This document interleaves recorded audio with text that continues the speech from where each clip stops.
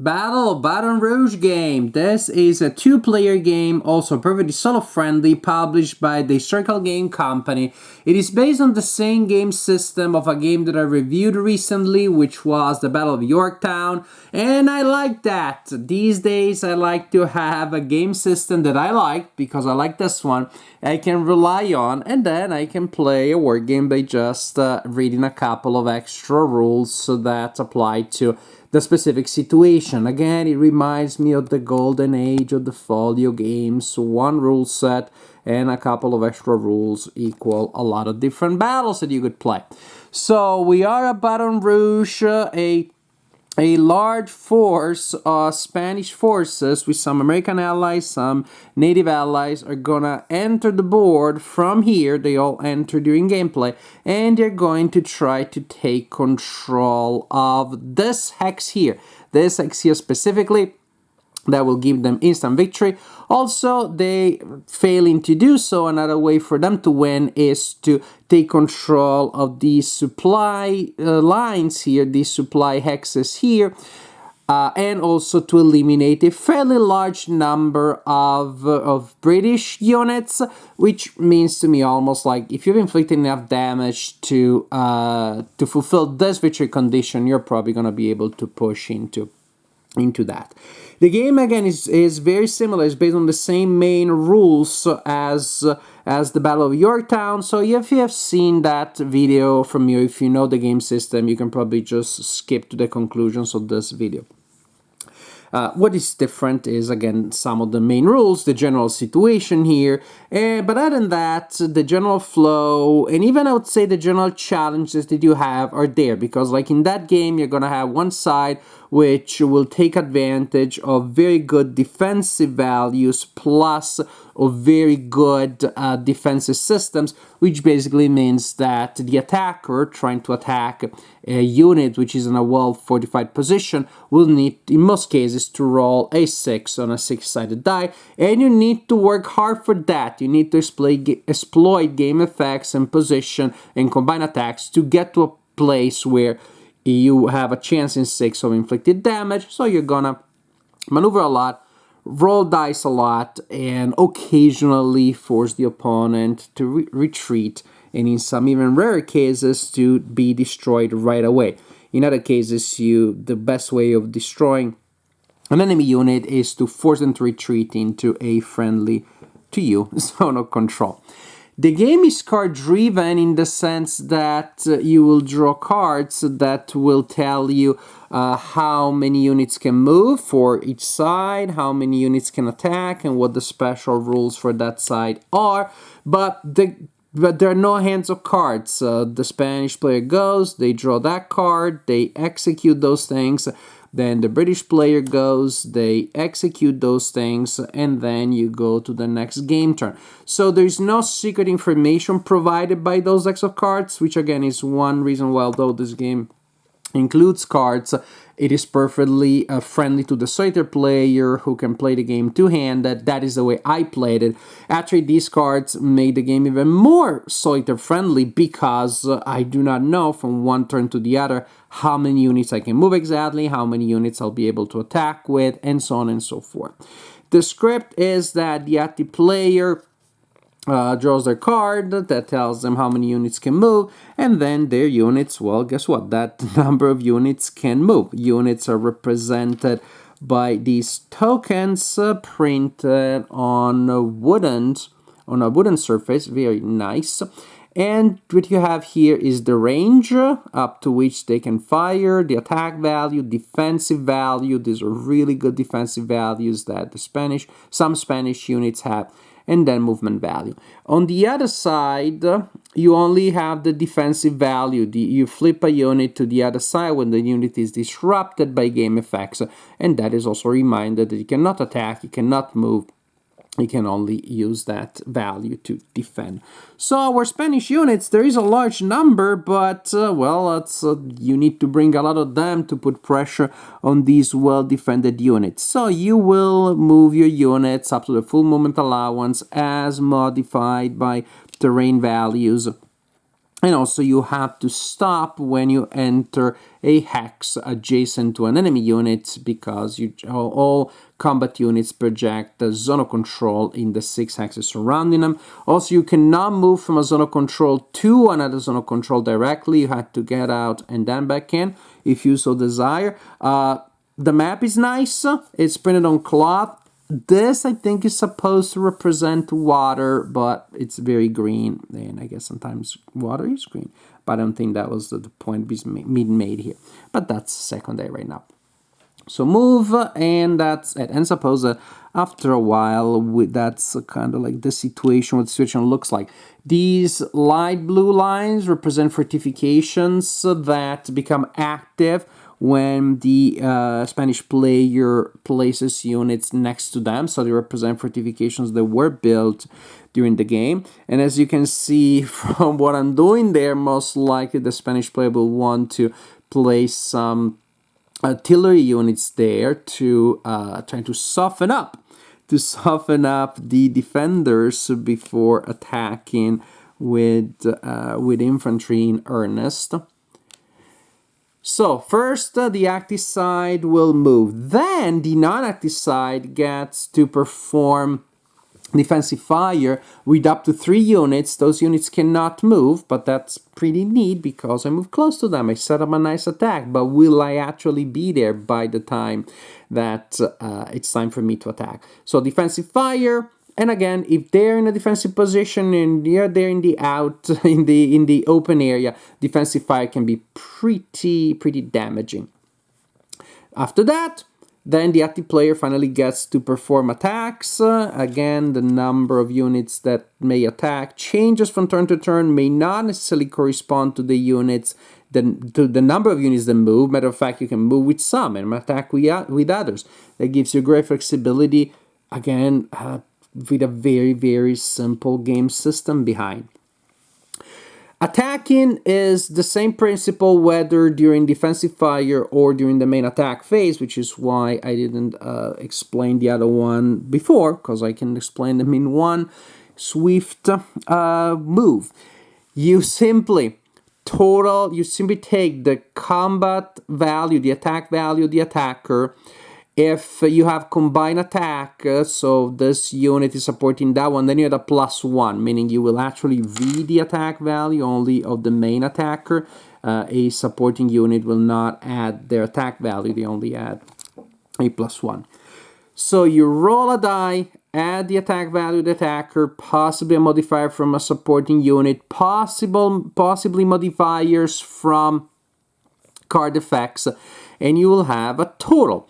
If the total is the same or exceeds the defensive value of the defender by 1, same or exceeding by 1, after you also take into account modifiers for defenses, then the unit, again, attack matches or exceed the defensive value by 1, then the unit must retreat 2 hexes and is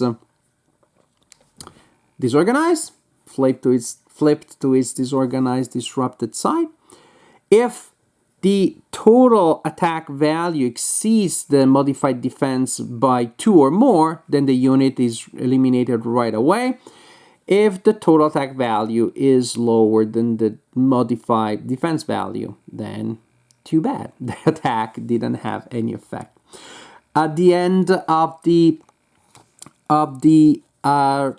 player's turn, the active player can also rally disorganized units that are not adjacent to enemy units, and that's the general idea. That is the general flow. One side goes, again, based on how many units you can move and attack with.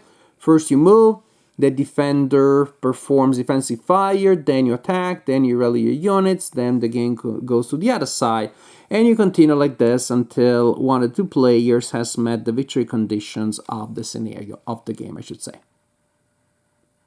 I like this game. I like the game system in general. These days I really like the idea that I can pick up a war game that I haven't played before. I can quickly read through the rules, 20 minutes after that I picked up a completely new war game, I can play it. I can play it under 2 hours and then set it up again and try different things with it. It's very attractive to me. I guess these days I'm just more into light war games than I used to be. And that's great because also light war games of this kind are the best way to introduce new players to this side of the hobby. Baton Rouge, again, I like the general idea of the general sets of rules that translate from one game to the other. P.S. That would be absolutely irrelevant if I didn't like those rules, but I like those rules that then I can also apply to different games. I like the simplicity and yet the effectiveness of having a move, defensive fire, and then main attack phase, because it's great that you set up a great attack, and then it's great that you see the situation change and you have to deal with that. I love that uncertainty when it comes to war games. For some, I believe the idea that in most cases you're rolling looking for sixes and a six gets you a retreat maybe. For many, maybe that will be frustrating. I think it fits the siege theme. I think it fits that very well. I don't mind the flow that comes from that, because then there is a certain considerable actual degree of satisfaction when you're finally able to push somebody out of that position and then later able to occupy the position on the other side of the readout. Or maybe one side did not place their troops in the rear guard correctly, and so there's a traffic jam there, then a simple retreat and in a unit being destroyed because they have nowhere to go. You're finally able to corner them with zones of control. It's a lot of work, and a lot of the fighting will result in rolling dice with no visible effect, of bouncing back, of a unit bouncing back and then and then making their way back where they were. So again, it may look like not a lot is happening, but to me there is an element of tension, because there's always a possibility that actually that lucky roll is going to be there. It's just that the flow of the game is different because of that very high number of die rolls that do nothing, but somehow I don't mind, because the ones that do something, the rolls that do something, do a lot, and it's fun.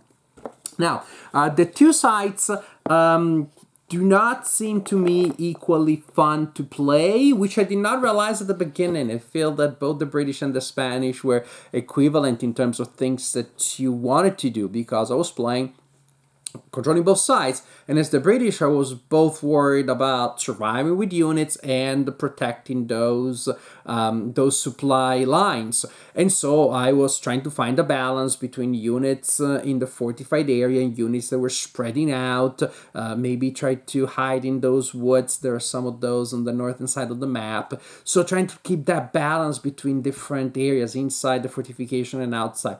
Until I realized that didn't matter too much, when I realized what I told you earlier, that if the British player has lost 12 units, which is necessary for those supply lines to matter, they're probably going to lose because of the other condition. Probably the Spanish can push and take control of the headquarters at the center of the fortified area.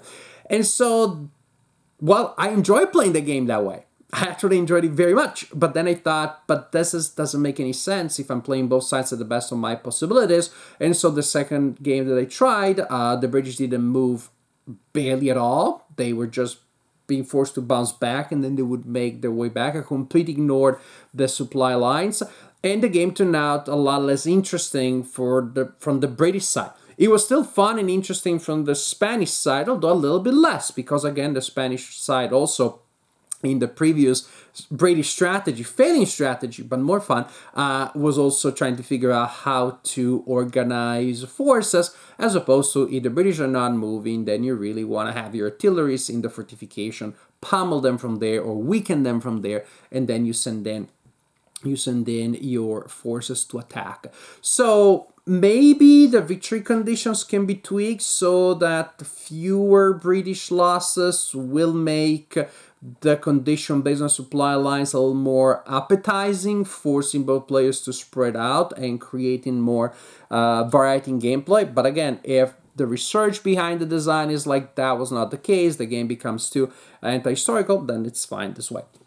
I'm just saying that the game, when you play it the way that makes sense from the two historical sides, become a little more sedentary, for the British player. But again, if you're playing solo, you're also playing the fun side, which is the Spanish one, and so that's gonna be fine. In a 2-player game, I think I would prefer to play the Spanish side, and you could probably actually write a fairly simple AI if you really wanted to automatize the British side. I think it could be turned into a legit full solo game quite easily, because again, it's with the Spanish side and to decide how many units am I bringing back. Am I attacking with these people, but then I'm losing steam before somebody else comes in and my units are still exposed to defensive fire?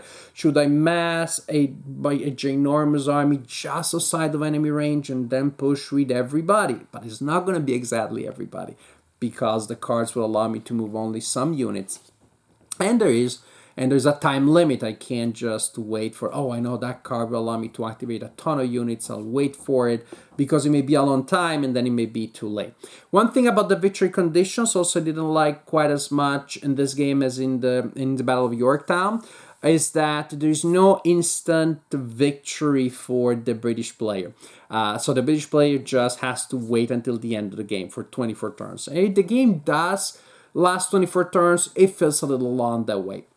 In the Yorktown game, one side had to achieve those objectives, and the British side could achieve them by either surviving until the end of the game or inflicting enough pain.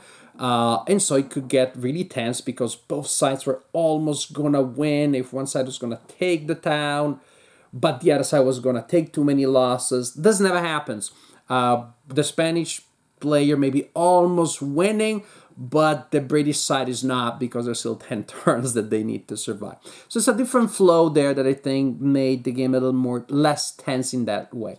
Again, just comparing the two, I'd say my slight preference would go for Yorktown, but this one's a perfectly legit game. It captures the mentality, the challenges, the flow of a siege battle or a battle against strong fortifications, with those pluses and minuses, again, of a lot of die rolls that will do nothing. They're not a minus for me, because I'm playing both sides, and I enjoy the overall situation. I enjoy the flow of the game, but this may not be for everybody. And this completes my assessment of Battle of Baton Rouge game.